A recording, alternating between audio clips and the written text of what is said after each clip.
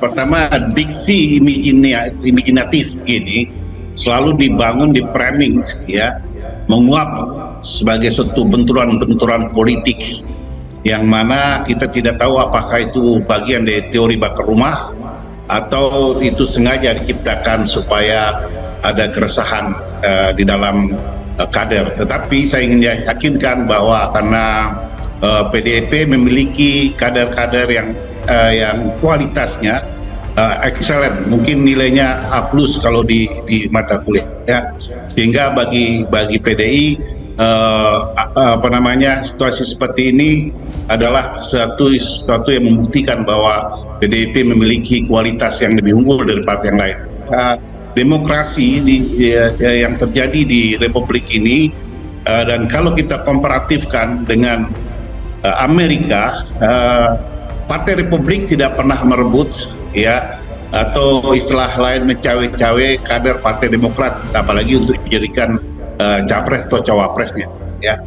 Kita jangan lupa bahwa dalam politik itu ada etika, ada kader partai lain punya cara etika politik yang benar kalau ingin mengakuisisinya untuk menjadi pasangan capres atau wapres partai lain. Dan yang diperebutkan sekarang adalah para kader PDIP. Tapi ada etika politik lah yang harus juga dijaga bersama. Jangan lost control to politik, ya, sehingga semua acara halal untuk menaikkan elektabilitas politik itu kita juga punya etika bahwa yang diperebutkan itu kan kader partai politik, ya, kader partai politik, katakanlah kader partai PDIP, dan untuk mengakuisisinya atau memperebutkannya tentu harus ada etika. Bagi kami sih dari PDIP gembira saja melihat suasana seperti ini, bahwa kami bisa membaca kegundahan apa yang lagi dirasakan oleh kompetitor kami dalam politik. Sekretaris Jenderal DPP PDIP, Hasto Kristianto, mengingatkan kepada seluruh hakim Mahkamah Konstitusi untuk menjunjung tinggi sikap kenegarawan. Hal ini menanggapi batasan gugatan usia Capres dan Cawapres. Usia Capres dan Cawapres di MK yang memasuki fase pembacaan putusan pada Senin 16 Oktober 2023. Menurutnya, Hakim MK harus menjaga marwah lembaga penegak konstitusi tersebut, sehingga mereka dalam memutuskan sebuah perkara harus mendengar berbagai aspirasi yang datang dari masyarakat. Hasto mengatakan dirinya percaya dengan Hakim Mahkamah Konstitusi harus memegang sikap kenegarawan, mengedepankan kepentingan bangsa dan negara. Sudah banyak suara-suara dari masyarakat yang disampaikan untuk menjaga marwah dari MK. Hasto menyinggung pemerintah era Orde Baru yang cenderung otoriter dan bertindak semena-mena terhadap masyarakat. Prinsipnya negeri ini negeri hukum. Semua kewenangan diserahkan sepenuhnya kepada MK. Kita meyakini hakim-hakim bersifat jujur, bertanggung jawab kepada Tuhan, bertanggung jawab kepada bangsa dan negara. Karena itu kita tunggu saja, apapun keputusan hakim-hakim adalah memang kewenangan untuk memutuskan perkara. Pengalaman kita ketika menghadapi pemerintahan yang otoriter 32 tahun Orde Baru, ketika suara rakyat tidak didengarkan, maka yang tampil adalah kekuatan moral, kekuatan politik kebenaran.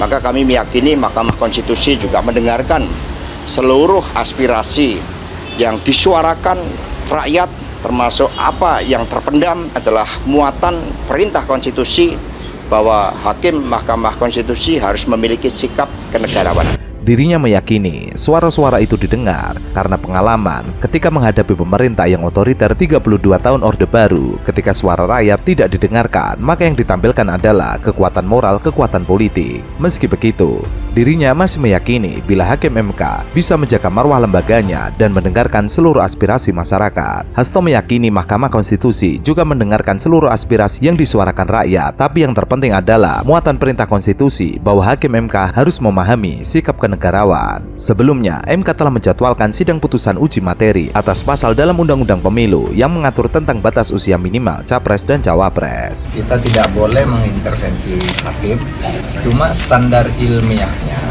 Mahkamah Konstitusi itu adalah sebuah lembaga negative legislature. tidak boleh membuat aturan, hanya boleh membatalkan. Yang boleh diputus oleh MK itu bukan kalau tidak disenangi orang, tapi kalau melanggar konstitusi. Misalnya kalau usia itu berapa sih yang tidak melanggar konstitusi? Nah, kalau mau diubah gimana? Bukan MK yang mengubah. Yang mengubah itu DPR, lembaga legislatif.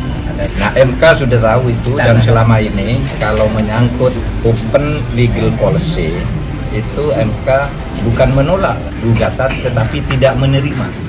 Ini kan dekat sekali dengan momentum mau pemilihan umum.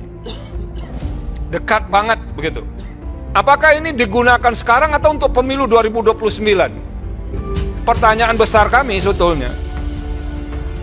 Mengapa kok didorong ke 35, tidak ke 30 misalnya, atau ke 25? Menurut kami, tadi di keterangan baik pemerintah maupun DPR, itu kan ada setting politik yang berbeda, kebutuhan yang berbeda. Tapi itu sama sekali tidak dieksplisitkan. Setting politik dan kebutuhan politik apa yang menyebabkan kita harus mengubah batas usia minimum itu? Apa alasan yang bisa membenarkan itu? Kalau dibaca implisit ya, keterangan DPR dan keterangan pemerintah, walaupun di ujungnya menyerahkan kepada kebijaksanaan yang mulia Hakim Konstitusi, itu kan bahasanya bersayap kalau begitu. Dua-duanya kan mau ini diperbaiki.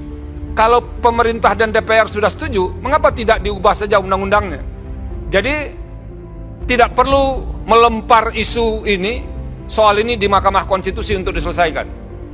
Pembacaan gugatan terkait usia minimum Capres dan Cawapres tersebut akan digelar pada hari Senin. Sebelumnya, juru bicara MK Fajar Laksono mengkonfirmasi bahwa jadwal yang tertera di situs resmi MK merupakan jadwal resmi.